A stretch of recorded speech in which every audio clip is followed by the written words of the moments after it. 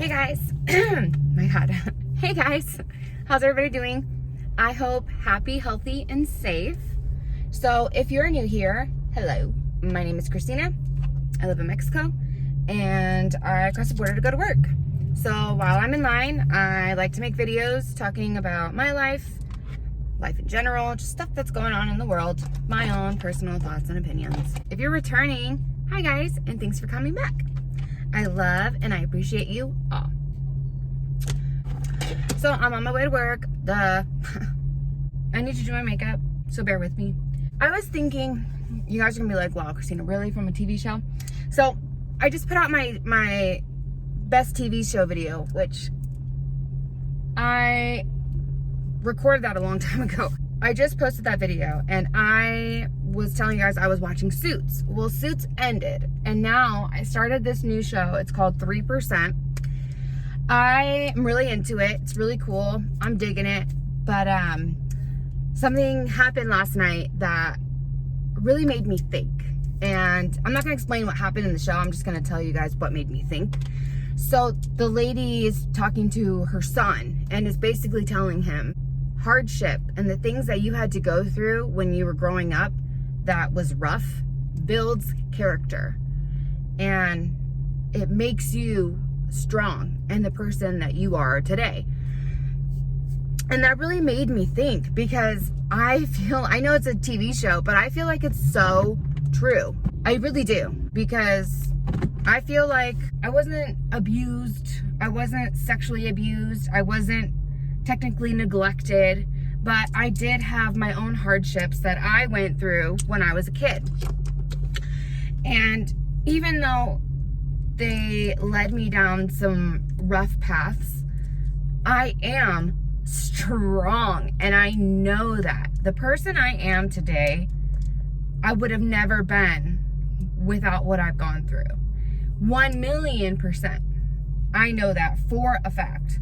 And I know that there are a lot of people out there who are super successful and come from horrible situations, horrible childhoods, horrible environments, and are just freaking amazing now. You know what I mean?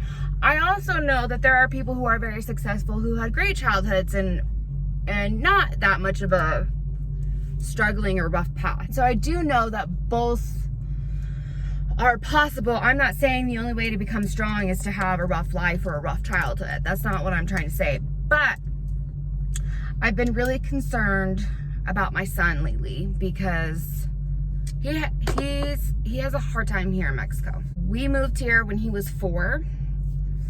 And like I said, at first when I came here, I stayed here for the first maybe year, 9-10 months. And then when I had my son, when he started school, like school, I would go to States and I would stay in States for the week and then I would come down for the weekend. And doing the back and forth, it just wasn't working for us. And that's why I feel like I've explained this before, but I definitely did what I needed to do to make sure that we could all be here. I did the crossing the border for school every day. That didn't work out. So now we're doing homeschool, which I liked it because I could put more attention on my son, my older son, because for the past 2-3 years, he's the only one that's been in school. I was able, because I was staying home, I wasn't working. So I was able to take care of him and do his homeschool with him. Now, when I started working, it started being a little bit more difficult because I wasn't there all the time to help him. And, you know, his dad would do his best as well, but it's definitely something that you need help with, like a team. So, you know, I noticed he started struggling. I try and work with him the best that I can. I've explained to his teachers the situation. You know, he does have ADHD, which we're still trying to figure out, you know, in general. I'm gonna do an ADHD video, so look out for that. But I feel bad for him because he doesn't get to go and play with friends here. He doesn't get to go to school and see his friends every day. You know, he really doesn't leave the house. And I mean, with this whole COVID thing, it's best for him because he has asthma. So, but even before that, he still didn't. The only time he would ever leave the house is to go and visit my parents, which he would do, I'd say, every 2 or 3 months. He'd go and spend either a weekend or a week down there with my parents, which he loves and enjoys, and he has a friend next door and they play and whatever. But for an 10-year-old kid, 10, 11-year-old, he's 11 now, but you know, 10, it's hard for him. And I feel bad. We try to make sure that he has his brothers and his sisters to play with, although there's a pretty big age difference. You know, his oldest sibling is 5 and then 4 and 3. So they really don't have a lot in common. They do play well together though. And you know, he has his Nintendo Switch, and before that he had a PlayStation and an Xbox, and we allowed him to, you know, play online and play with his friends and stuff like that. And I really do want him to have a social life. He's a great kid and he makes friends easily. But I feel bad that he's in this situation. He doesn't like Mexico. He doesn't speak Spanish fluently, so he can't communicate with other kids very well.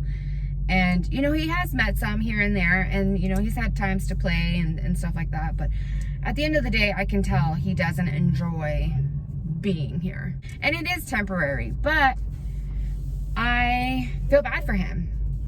But last night when I saw what the lady said, you know, it really did make me think. And even though it may not be the easiest thing right now, and you know, he may hate me and his dad for it right now, I think that later on in life, it may end up coming to something that makes him stronger. And I'm not trying to make myself feel like, oh, okay, this is better. Like, oh, what you're doing is okay because it's gonna make him stronger.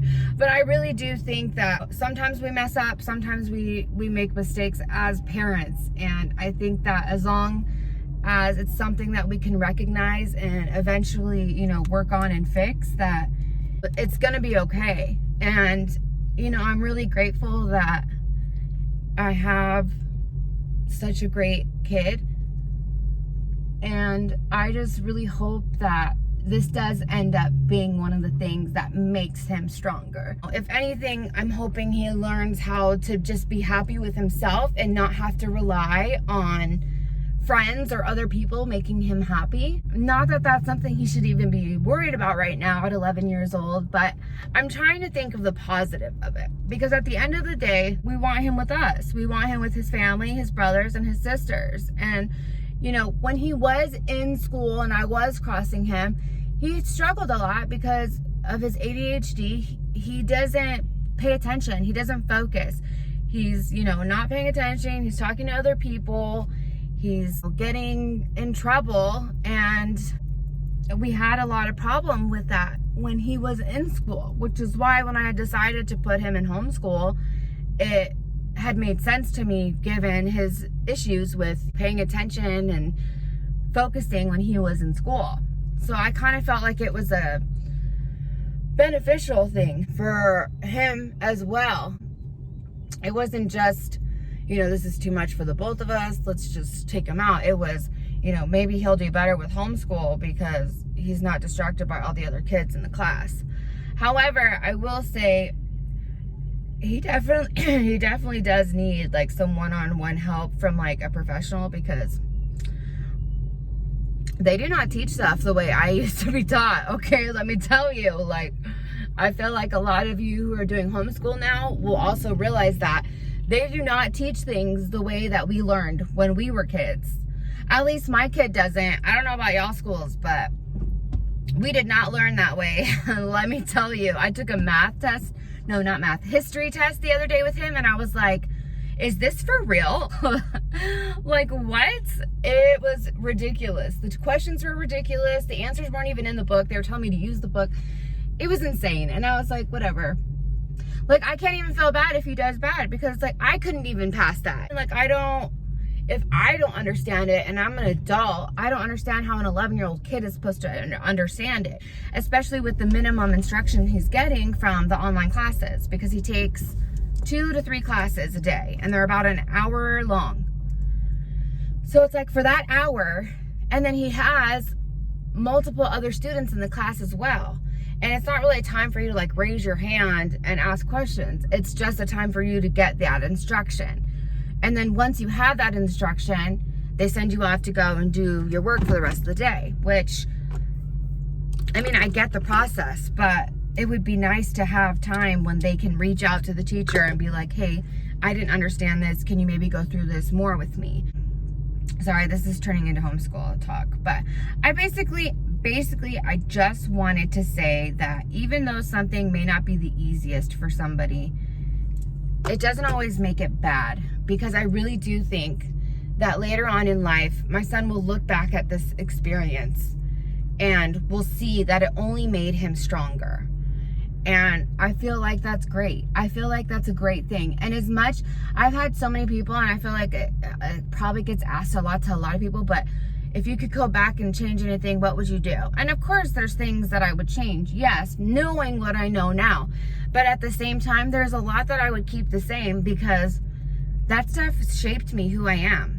That stuff shaped my character. Like, I am who I am, and I have the strength that I have because of what I went through. And I would never want that taken away from me. I would never want that gone. I have the wisdom I have now because of what I went through. And even though it might not have been the best situations and, you know, what I wanted, it was all learning experiences.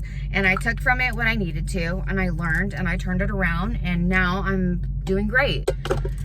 So I really do think, as much as we want to make perfect worlds and have everything perfect and amazing and better for our kids than we had, I do think that sometimes it's good for them to go through those own hardships, because it really will build their character, and it really will make them stronger as a person for later on in life.